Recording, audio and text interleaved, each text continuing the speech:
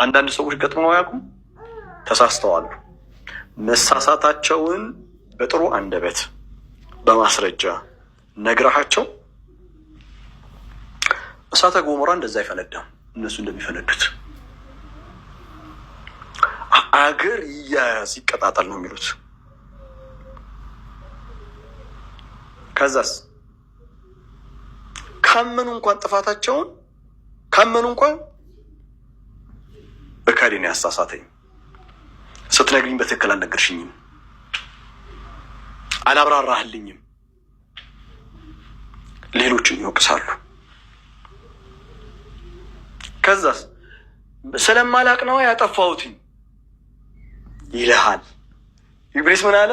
ፈቢማ አግወይተኒ፣ እኔ ስለ ጉዳዩ በደንብ ባለማወቅ ምክንያት ይህንን እድል ተጠቅመ አሳሳትከኝ ነው ያለው። አላህን የወቀሰው እና እንደዚህ አይነት ባህሪ አለ ዛሬ ምድር ላይ ያን ያለ። ከዛ ህግ ምን ይላል? አለማወቅ ከተጠያቂነት አያድንም። እንደዚህ አይነት ባህሪ ያላቸውን ሰዎች የሸይጣንን ባህሪ የለበሱ ሰዎች በሳይኮሎጂ ጥናት ውስጥ ናርሲሲስት ተብለው ይጠራሉ። ሌላን የሚወቅሱ እነሱ ሁሌ ንጹህ እንደሆኑ የሚያስቡ፣ ይህ ክፉ በሽታ ነው። ክፉ በሽታ ነው። በቃ ሸይጣኒክ ቢሄቪየር ነው። ሸይጣናዊ ባህሪ ነው።